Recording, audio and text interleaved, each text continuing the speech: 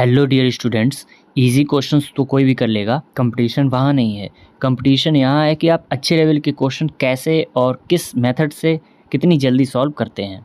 इस क्लास से आपको बहुत सारे क्वेश्चंस के जो मेथड हैं, पैटर्न हैं, रिपीटेड वहाँ देखने को मिलेंगे। तो अच्छे से इस वीडियो को करिए। शुरू करते हैं हम वीडियो को।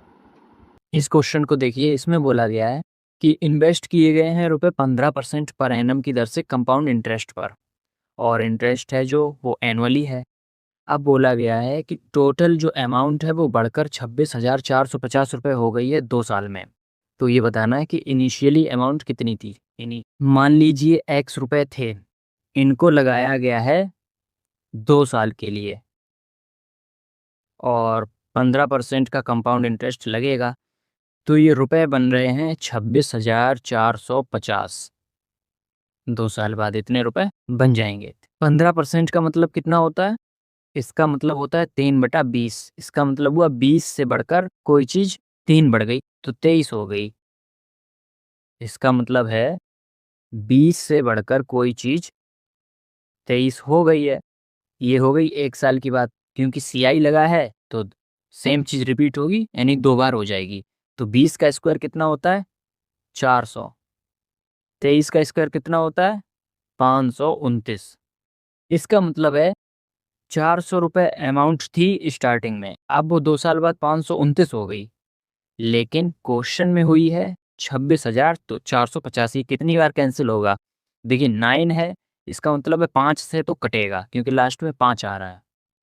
अच्छा, 5 बार अगर 55 बार देखते हैं तो 5 5 से 25 होता है, या 26 है। इसका मतलब है 5 55 बार जाएगा, यानी कि ये 55 बार जाएगा।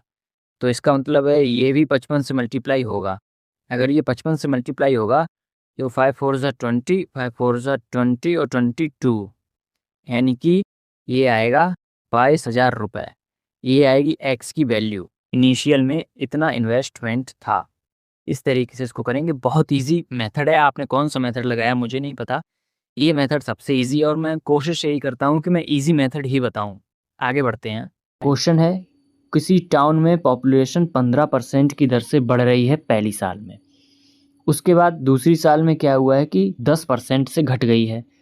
अगर प्रेजेंट में पॉपुलेशन टाउन की 20,700 रही है तो बतानिए कि 2 साल पहले उस टाउन की पॉपुलेशन कितनी थी। देखिए इसको कैसे करेंगे। पहली साल, दूसरी साल, इनिशियल स्टेज क्या थी और 2 साल बाद यानी फाइनल स्टेज क्या रही है। 15% का मतलब क्या होता है? 3/20। इसका मतलब हुआ पहले पॉपुलेशन 20 रही होगी जो इंक्रीज हो गई है 3 से, यानी अब 23 हो गई है। नेक्स्ट क्या हुआ है फिर? दूसरी साल 10% से घट गई है। 10% का मतलब होता है 1/10, यानी कि इनिशियल में अगर वो 10 रही थी तो 1 घटकर अब 9 रह गई है।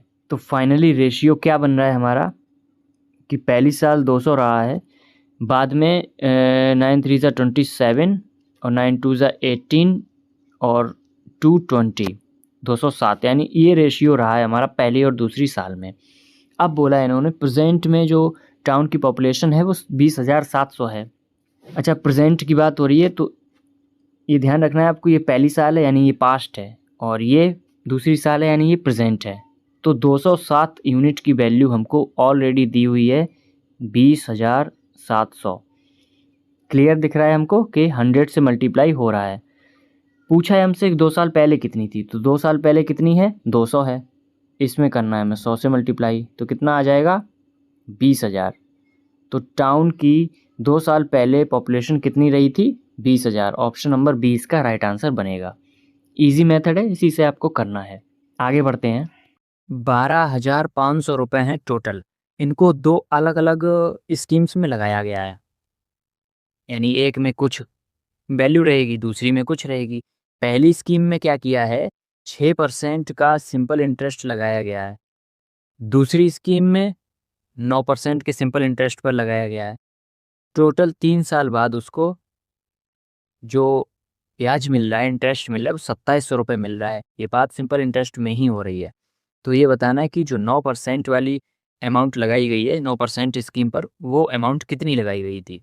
इस क्वेश्चन का देखिए एक मेथड ये है कि एक स्कीम पर x रुपये लगा दिए, दूसरी स्कीम पर हमने लगा दिए 12,500 माइनस एक्स, और इनका इंटरेस्ट निकाल कर ऐड कर देंगे, बराबर रख देंगे 2700 के। इस तरीके से कर सकते हैं। ये मेथड बहुत लोगों को पता ही होगा। मैं दूसरे मेथड से इसको लगाऊंगा, ये आप कह सकते हैं एलिगेशन मेथड। कैसे लगाऊंगा देखिएगा। मैंने मान लिया कि पूरे 12,500 रुपये पहले 6% की स्कीम पर लगाए हैं, तो 12,500 का 6% निकालिए, तो ये आएगा 6 पंचे 30 और 12 छंग 72, 3 75। इतने रुपए टोटल मिलेंगे ब्याज, एक साल में मिलेगा। अगर अब मैंने मान लिया कि 12,500 को 9% के दर से लगाए गए हैं, तो 5 9 45 और 12 निम्मा 108, 4 होता है 112। इतने रुपए ब्याज मिलते।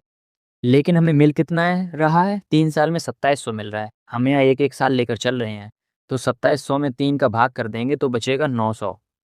लेकिन मिल रहा है एक साल में 900 रुपये का ब्याज। ये सब कुछ एक साल की बात हो रही है।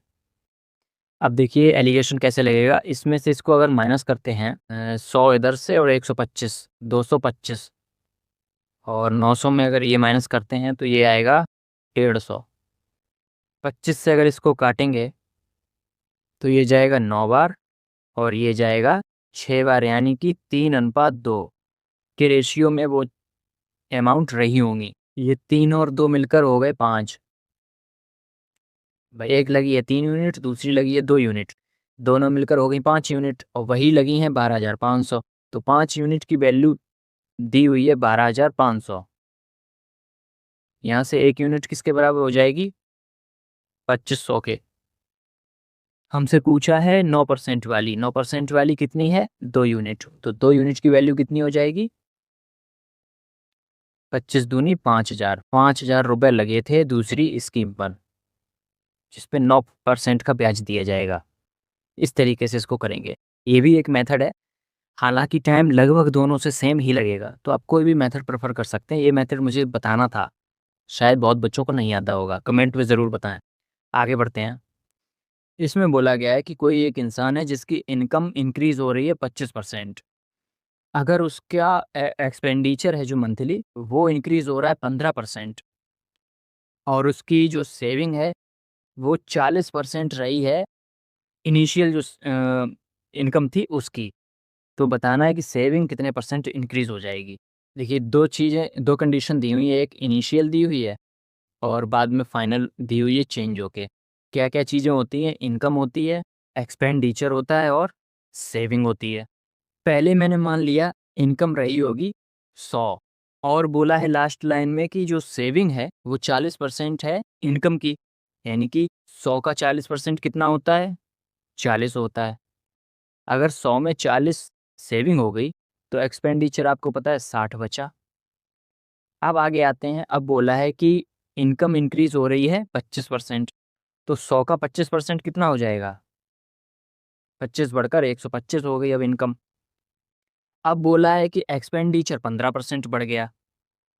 60 था, 60 का 15% और बढ़ाओ तो 15 छक्का 90, यानी 9 और बढ़ गया, तो एक्सपेंडिचर हो गया 69।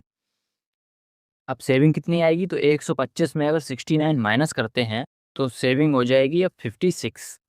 अब हमसे यही पूछा है कि सेविंग कितनी बढ़ गई, तो कितनी सेविंग बढ़ रही है, ये बढ़ रही है 16। हमेशा इनिशियल पे देखा जाता है 40 पर बढ़ रही है।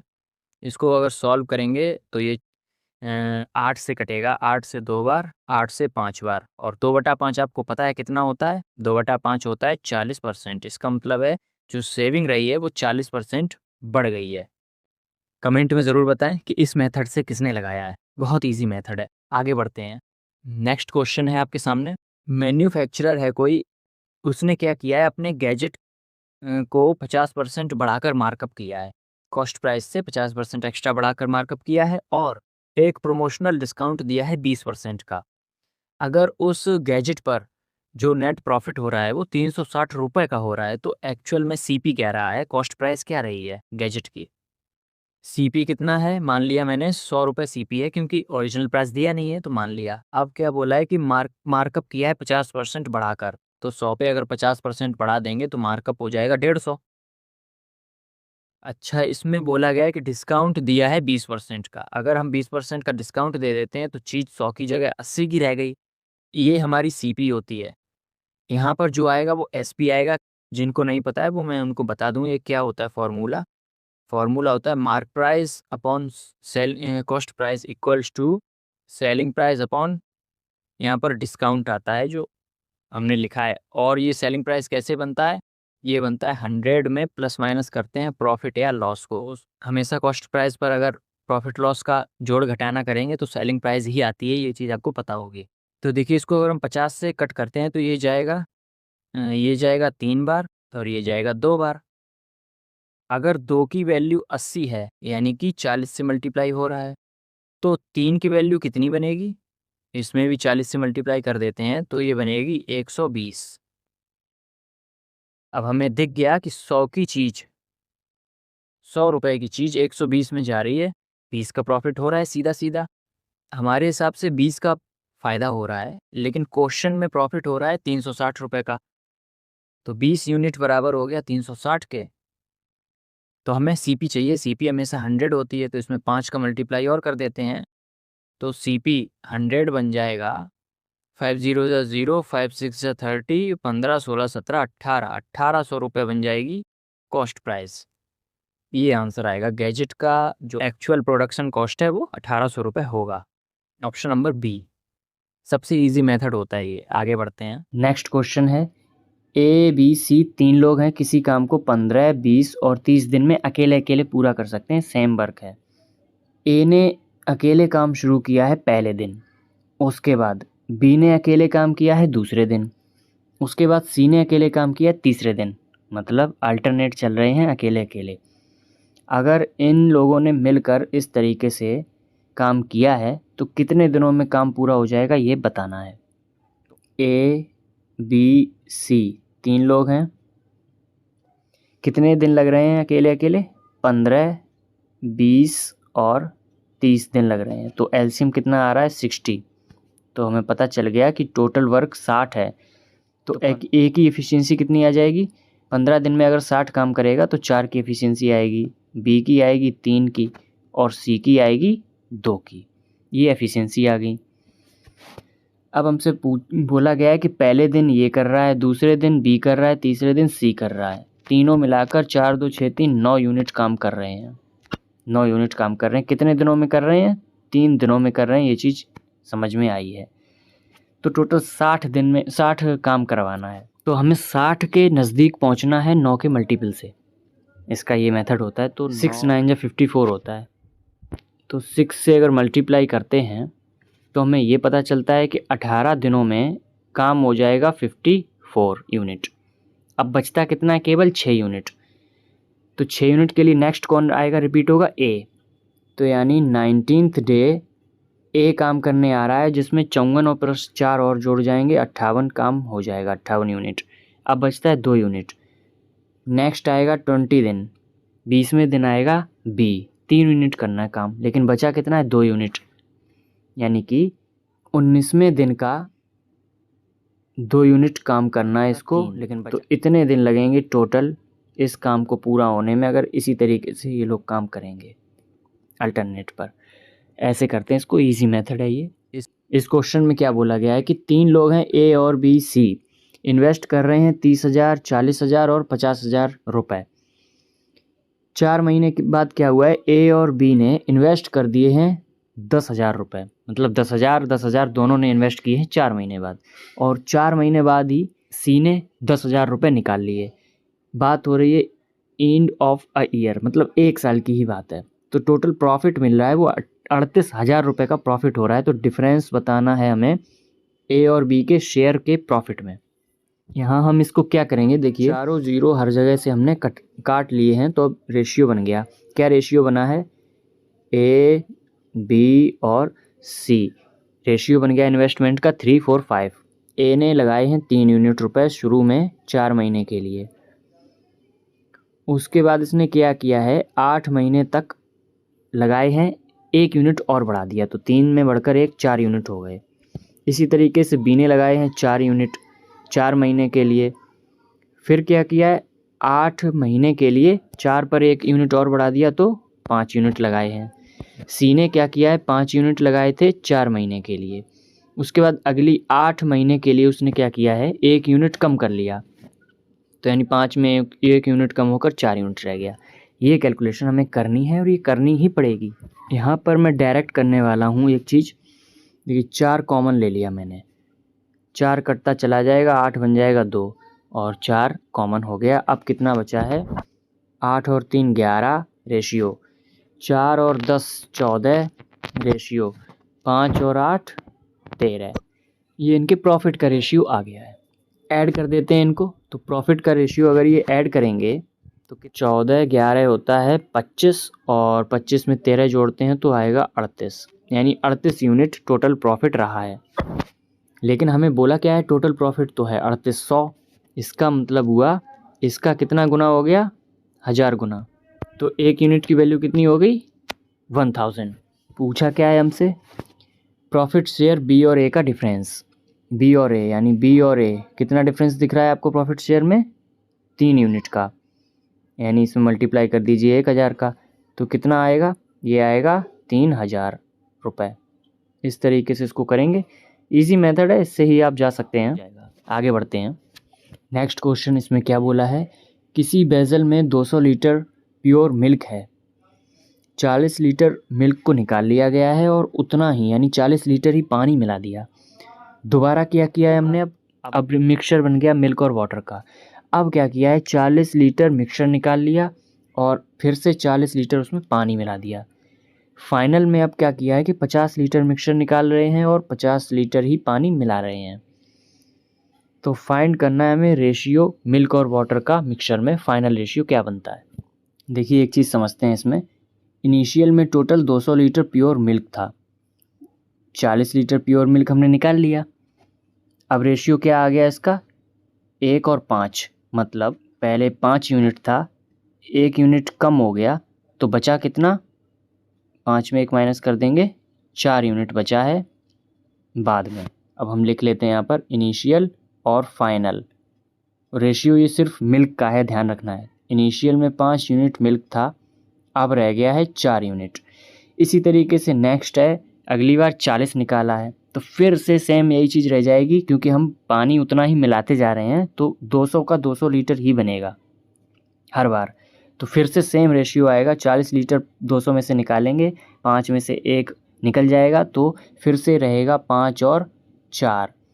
अब तीसरी बार क्या हुआ है, 50 लीटर निकाला, अब की बार निकाला गया है 50 लीटर कितने में से, 200 में से, तो ये कितना बनेगा अब 1/4। इसका मतलब है पहले जो 4 था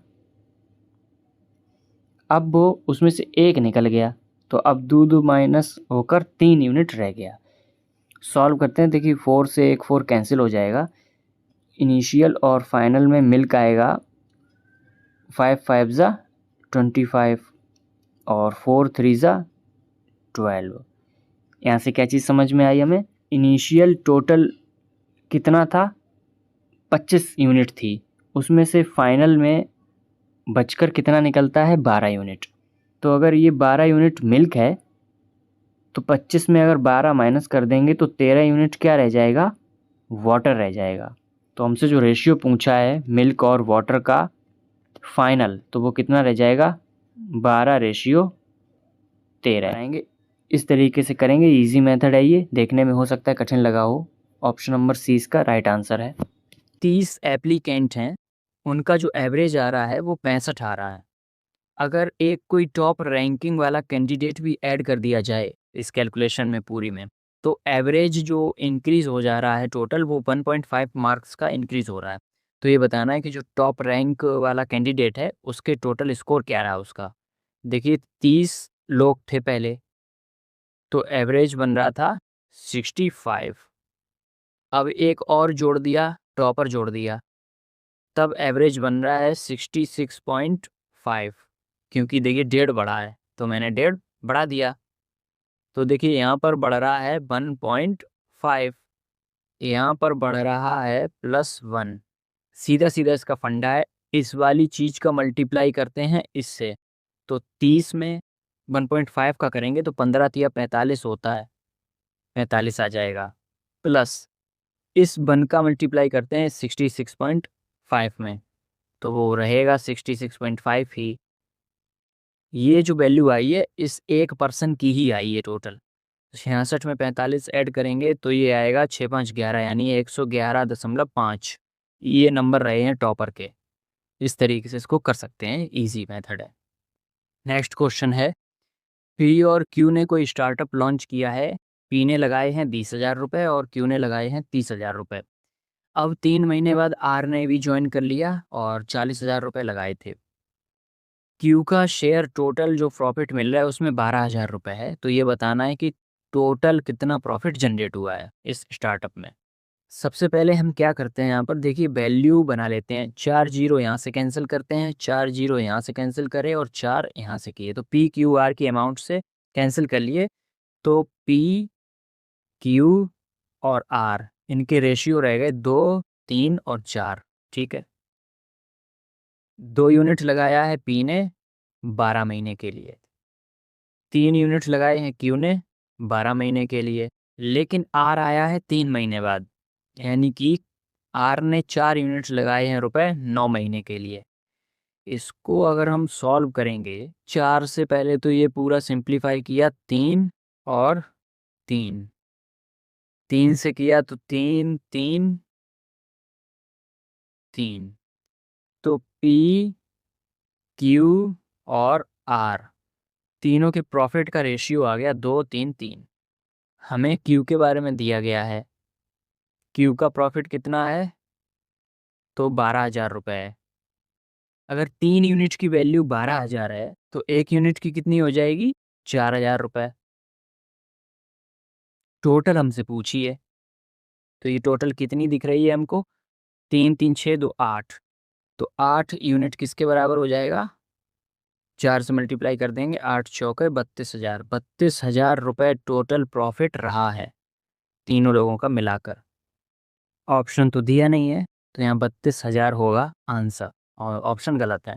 इस क्वेश्चन में बोला है कि 12 स्किल्ड टेक्नीशियन हैं जो किसी मशीन को असेंबल करते हैं 20 दिन में, जबकि 18 अप्रेंटिस हैं जो उस सेम मशीन को 24 दिनों में असेंबल करेंगे। अगर 6 टेक्नीशियन और 9 अप्रेंटिस साथ मिलकर वर्क करते हैं तो 12 दिनों में होता है। तो ये बताना है कि जो 12 दिनों में काम हुआ है ये पूरा नहीं हुआ है, तो ये बताना है कि अभी कितना काम और शेष रह गया है। स्किल्ड टेक्नीशियन को मैं लिखूंगा एस से, तो 12 टोटल रहे हैं, एफिशिएंसी उनकी रही है एस, कि एक टेक्नीशियन की एफिशिएंसी एस होगी तो 12 लोगों की 12 एस हो जाएगी, और इन्होंने मिलकर 20 दिन काम किया है।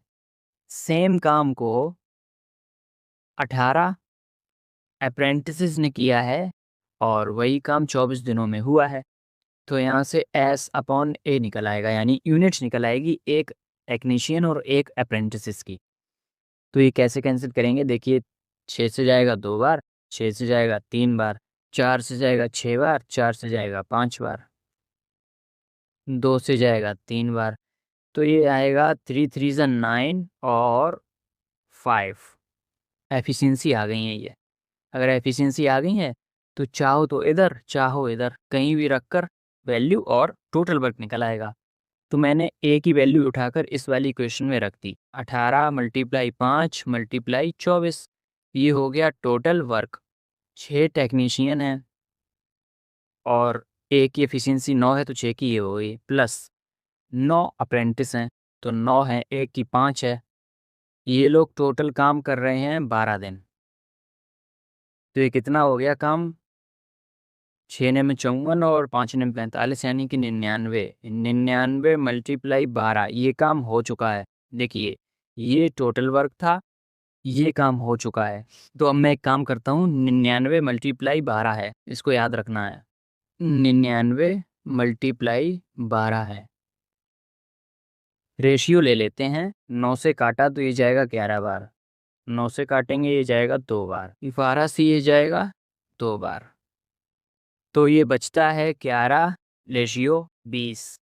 इसका मतलब क्या हुआ, 11 यूनिट काम हो चुका है 20 में से, पूछा है रिमेनिंग, तो 11 काम हो जाएगा तो बचा कितना, 9, यानी कि जो रिमेनिंग वर्क रहा है वो 9 बचा है 20 में से, इतना काम बचा है, यही आपका आंसर आएगा। इस तरीके से इसको करेंगे। यही मेथड इजी भी है। आई होप समझ में आया होगा। आगे बढ़ते हैं।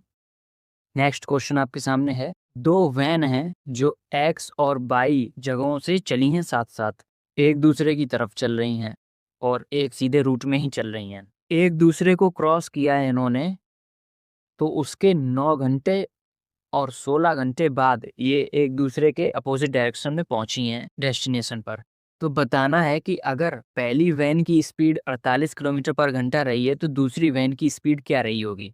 देखिए यहाँ पर कॉन्सेप्ट कौन सा लगेगा, एक दूसरे को क्रॉस करके डेस्टिनेशन पर पहुंची हैं।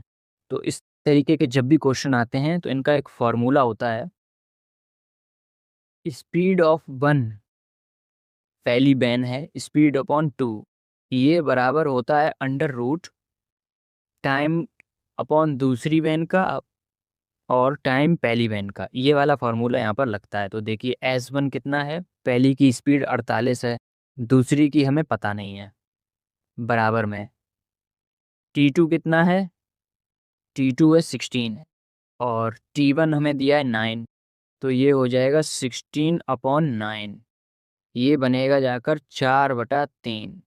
देखिए 4 की वैल्यू अगर 48 है यानी कि 12 से मल्टीप्लाई हो रहा है, तो 3 में 12 का मल्टीप्लाई करिए तो ये आएगा 36। इसका मतलब क्या हुआ, जो S2 है वो 36 है, यानी दूसरी जो वैन की स्पीड पूछी वो 36 आएगी। ऑप्शन नंबर बी इसका सही आंसर है।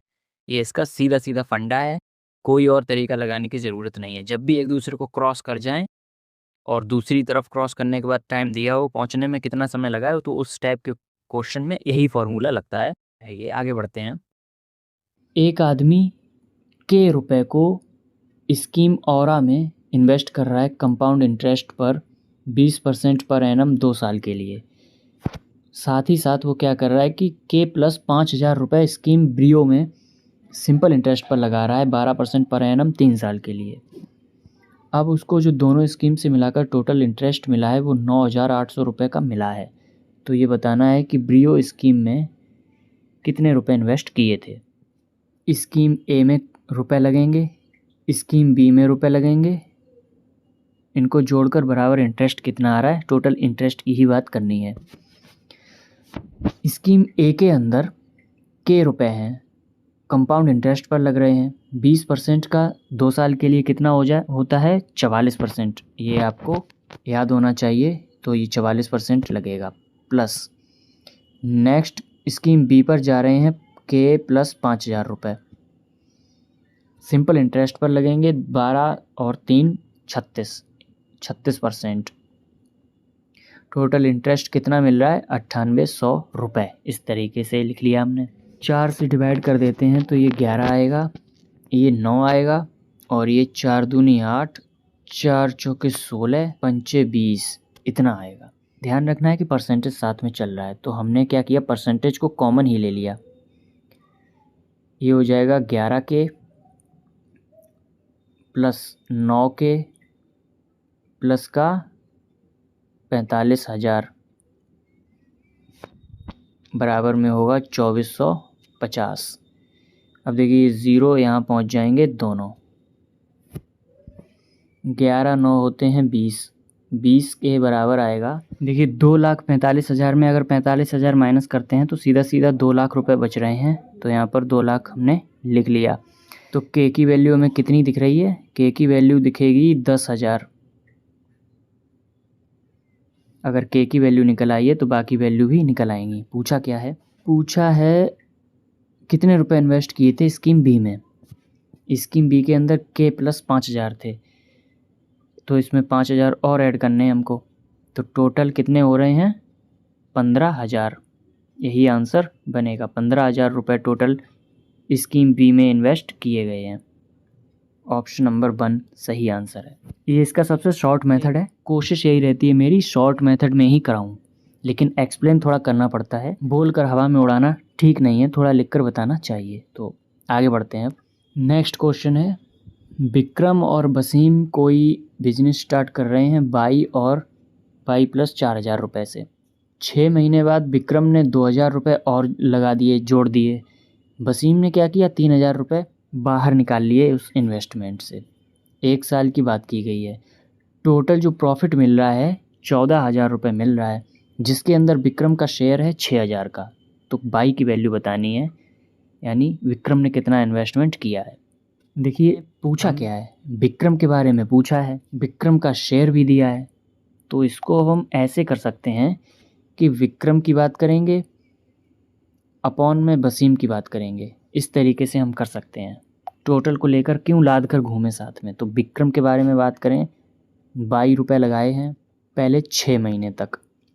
उसके बाद क्या हुआ है, उस 22 में 2,000 रुपये ऐड और कर दिए हैं विक्रम ने नेक्स्ट 6 मंथ के लिए। अब बात आती है वसीम की। वसीम ने स्टार्टिंग में लगाए थे 22 प्लस 4,000, 6 महीने के लिए लगाए हैं।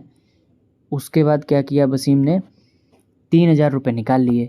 तो बचा कितना, 22 प्लस 1,000, ये लगे हैं नेक्स्ट 6 मंथ के लिए।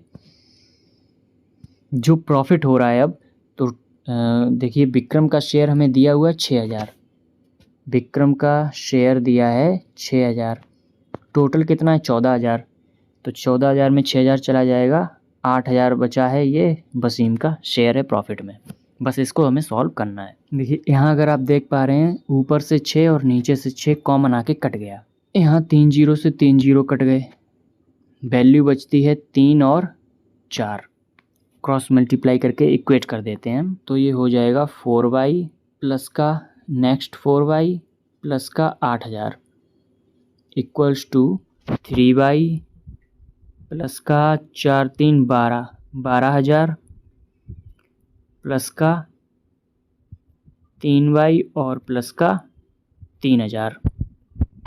तो अब इसको हम डायरेक्ट करने की कोशिश करेंगे। 8y यहाँ पर है और 3 3 6y यहाँ पर है। 8y में से 6y माइनस करेंगे तो ये बचेगा 2y इक्वल्स टू 12,000 और 3,000 हो गए 15,000। 15,000 में 8,000 माइनस करेंगे कितना बचेगा, 7,000। तो ये बचेगा 7,000। यहाँ से हमें बाई की वैल्यू क्या मिली है, ये मिली है 3500। तो बाई की वैल्यू आई है 3500 रुपये। और हमसे शायद यही पूछा था कि विक्रम, बाई कौन था, हाँ विक्रम ने कितना इन्वेस्टमेंट किया था, यानी बाई थी। तो 3500 रुपये इन्वेस्ट किए थे। ऑप्शन नंबर बी सही है। आगे बढ़ते हैं अब।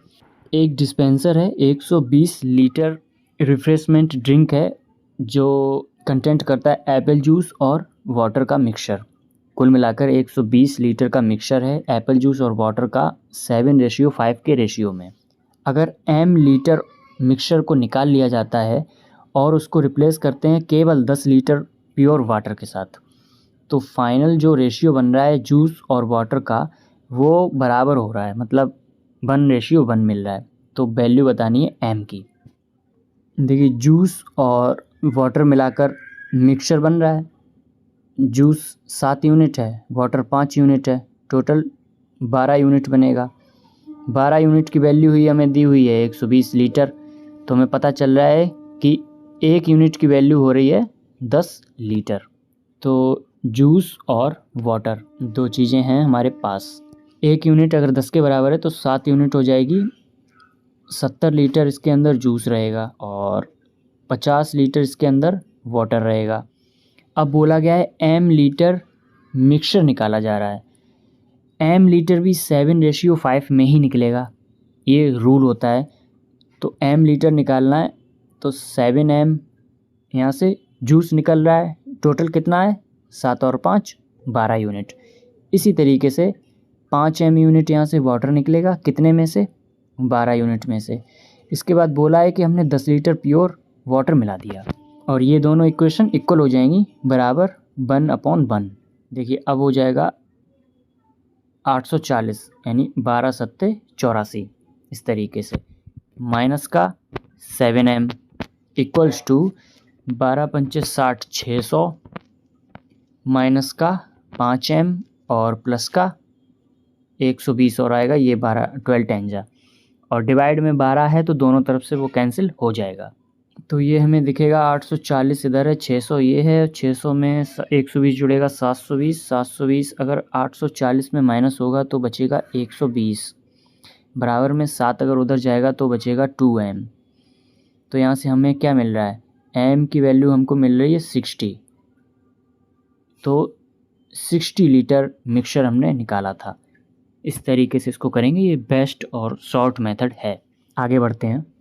नेक्स्ट क्वेश्चन है, प्रणव की एफिशिएंसी 25% ज़्यादा है कादिर से, और प्रणव ही अकेले किसी काम को 24 दिन में कर सकता है। प्रणव और कादिर ने साथ काम करना शुरू किया और 10 दिनों तक काम किया है। उसके बाद प्रणव ने काम छोड़ दिया। अब जो काम बचा हुआ है उसको कादिर ने फिनिश किया है रोहन के साथ मिलकर 3 दिनों में। तो ये बताना है कि रोहन अकेले उस काम को कितने दिनों में कर सकता है। 3 लोग हैं, प्रणव, कादिर और रोहन। एफिशिएंसी इनकी क्या आएंगी, 25% मोर है। 25% का मतलब 1/4 होता है। अगर कादिर की एफिशिएंसी 4 है तो प्रणव की 5 हो जाएगी। इन दोनों ने मिलकर काम किया है तो 5 और 4 9 यूनिट टोटल काम हो रहा है एक दिन में। करना कितना है, 10 दिन काम किया है, यानी 90 यूनिट काम कर लिया है। अब प्रणव छोड़कर चला गया, लेकिन टोटल वर्क था कितना, तो प्रणव किसी काम को 24 दिन में अकेले कर सकता था, और प्रणव की एफिशिएंसी आपको पता है 5 है। तो अगर 5 की एफिशिएंसी से 24 दिन काम होगा तो टोटल वर्क कितना रहा होगा, 120 यूनिट। ये टोटल वर्क है।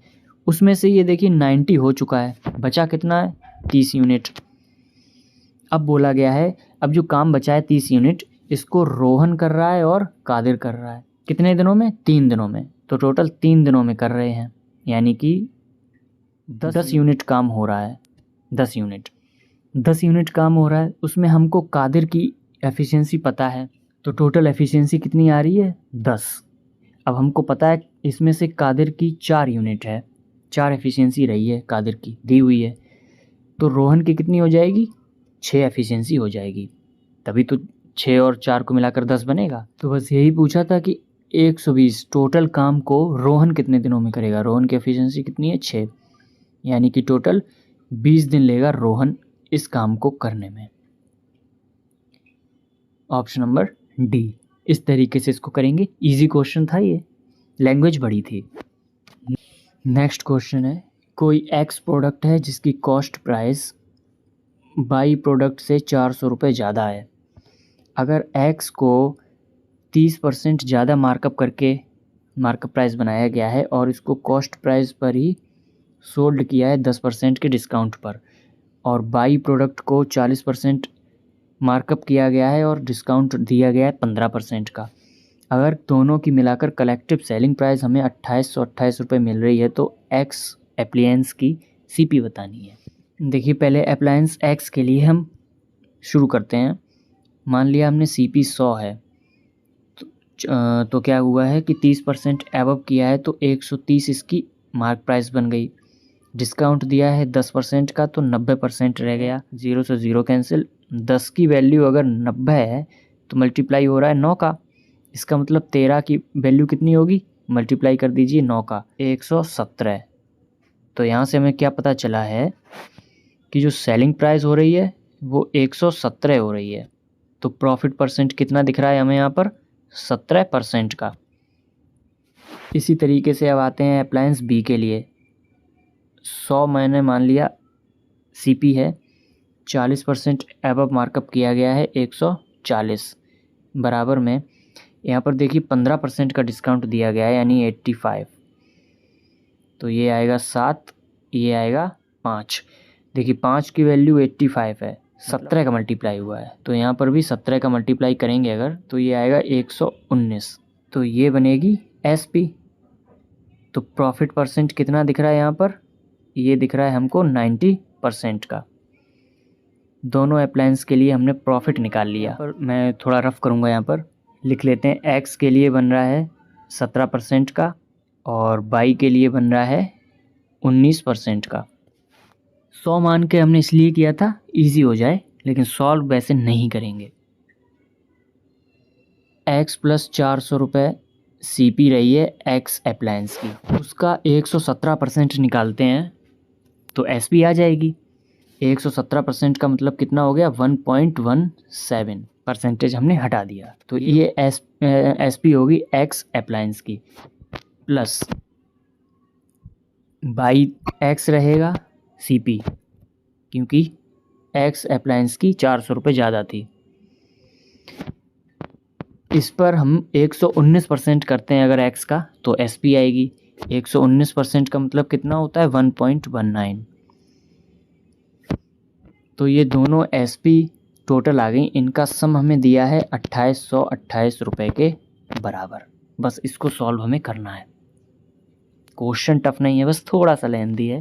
तो ये हो जाएगा 1.17x प्लस पॉइंट से ये 2 ज़ीरो हटेंगे, तो 17 चौका 68, 468 बनेगी ये value, plus 1.19x equals to 2828।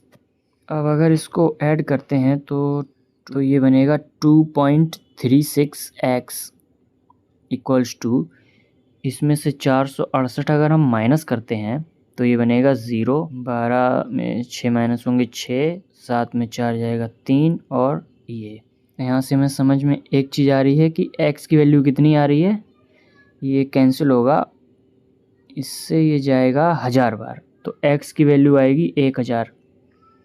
बस क्वेश्चन सॉल्व हो गया, x की वैल्यू ही चाहिए थी। पूछा क्या है हमसे, अप्लायंस x की वैल्यू चाहिए। अप्लायंस x कितना है, ये दिया हुआ है x प्लस 400, दैन इसका मतलब इसमें 400 रुपये और जोड़ने हैं, तो 1400 वैल्यू आएगी, ऑप्शन नंबर 1। अब देखिए आगे बढ़ते हैं। 2 ट्रेन दी गई हैं जिनकी स्पीड दी है, एक ट्रेन है गति, एक ट्रेन है वेग, और इनकी स्पीड का रेशियो है 5:4। गति ट्रेन जो है वो एक पोल को क्रॉस कर रही है 16 सेकंड में, यानी कि खुद की दूरी को 16 सेकंड में पार कर रही है। और जो ट्रेन वेग है वो एक कंक्रीट का प्लेटफॉर्म है 280 मीटर का, उसको पार कर रही है 30 सेकंड में। तो ये बताना है कि दोनों ट्रेनें एक दूसरे को कितने टाइम में क्रॉस करेंगी अगर वो अपोजिट डायरेक्शन में चल रही हैं। देखिए जो ट्रेन गति है, इसके लिए अगर हम बात करते हैं तो D बराबर S/T होता है। तो डिस्टेंस कितनी आएगी, स्पीड है इसकी 5 यूनिट, टाइम लगा रही है ये खुद की दूरी तय करने में 16 सेकंड का, इसका मतलब है 80x डिस्टेंस चलेगी गति। ट्रेन वेग, तो इसके लिए D बराबर ST क्या बनेगा, स्पीड इसकी है 4 यूनिट, टाइम ले रही है 30 सेकंड का, तो ये बनेगा 120x। ये 120 ट्रेन की लेंथ और प्लेटफॉर्म की लेंथ मिलाकर 120 बन रहा है। तो इस 120 की जगह पर हम क्या लिख सकते हैं, 120x माइनस का 280। दोनों ट्रेन अपोजिट क्रॉस कर रही हैं एक दूसरे को, तो टाइम कैसे आएगा, total distance upon total speed, तो टाइम निकलेगा। टोटल डिस्टेंस कितनी है, 80x प्लस का 120x माइनस का 280, और टोटल स्पीड कितनी है, 5 यूनिट प्लस का 4 यूनिट, यानी कि 9 लिख सकते हैं हम डायरेक्ट। तो एक ये इक्वेशन बनकर आ रही है हमारे सामने टाइम निकालने के लिए। अब यहाँ पर हम एक काम कर सकते हैं कि अब ऑप्शन रखें। तो अब ये आपका होमवर्क है। नेक्स्ट क्वेश्चन है आपके सामने, कोई शॉपकीपर है, उसने 40% ज़्यादा मार्क किया है किसी आर्टिकल को कॉस्ट प्राइस से, उसके बाद उसने X% का डिस्काउंट भी दिया है, लेकिन फिर भी उसको 12% का प्रॉफिट हो रहा है। अगर वो मार्क प्राइस को 25% और इंक्रीज़ कर दे और डिस्काउंट का जो परसेंटेज है उसको डबल कर दे, ऐसा करने पर उसको 48 रुपीज़ का फ़ायदा हो रहा है, तो कॉस्ट प्राइस बतानी है इनिशियल आर्टिकल की कितनी थी। करेंगे, एक चीज़ होती है फॉर्मूला आपको पता होगा, mark price upon cost price equals to 100 plus minus profit और लॉस डिवाइड बाई होता है 100 माइनस डिस्काउंट। ये फॉर्मूला याद कर लीजिए। जब भी इस टाइप की लैंग्वेज आएगी जिसमें कॉस्ट प्राइस है, मार्क प्राइस की बात हो रही है, प्रॉफिट और लॉस की बात हो रही है और डिस्काउंट की बात हो रही है, तो इस टाइप की लैंग्वेज जब भी आएगी यही मेथड आपको लगाना है। इजी मेथड है। मान लिया हमने सीपी थी 100, 40% बढ़ाकर मार्कअप किया, 140 हो गई मार्क प्राइस। उसके बाद प्रॉफिट हो रहा है उसको 12% का, यानी 112। डिस्काउंट हमको नहीं पता है तो 100 माइनस एक्स लिख दिया। सॉल्व करने पर हमें पता चलेगा कि ये 7 है, ये 5 है, तो 7 यूनिट की वैल्यू आ रही है 112। कब आ सकती है? जब 7 में मल्टीप्लाई होगा 16 का। इसका मतलब क्या हुआ? 5 में मल्टीप्लाई होगा 16 का तो वैल्यू आनी चाहिए इसके बराबर, यानी कि 80 के बराबर आनी चाहिए। ये चीज़ अब हमारी सॉल्व हो जाएगी, तो यहाँ से x की वैल्यू आ जाएगी 20। यहाँ से हमें ये पता चल गया जो परसेंट डिस्काउंट की वैल्यू है वो 20% है। बस हमें यही पता करना था कि जो डिस्काउंट निकल कर आया है वो 20% निकल कर आया है। पहले क्वेश्चन ये चल रहा था, 140 ये था, 100 ये था, और यहाँ पर 112 था, यहाँ पर 80 था, क्योंकि हमने ये निकाल लिया है। अब नेक्स्ट कंडीशन बोली गई है कि अगर वो मार्क प्राइस को 25% और बढ़ा दे। देखिए, अब पहले 140 था मार्क प्राइस, 25% और बढ़ाना है यानी 1/4 होता है, तो 4 पर 1 बढ़ेगा यानी 5 हो जाएगा। तो मार्क प्राइस अब ये क्या बनेगा? ये बनेगा 700/4, यानी 4 एकम 4, 7 चौके 28 और पंचे 20। तो अब बन जाएगा 175 रुपये का मार्क प्राइस। कॉस्ट प्राइस तो सेम ही रहेगी। और क्या बोला है? अब हमने डिस्काउंट वैल्यू थी वो डबल कर दी गई है। तो डिस्काउंट परसेंटेज थी कितनी? 20%। डबल कर देंगे 40% हो जाएगी।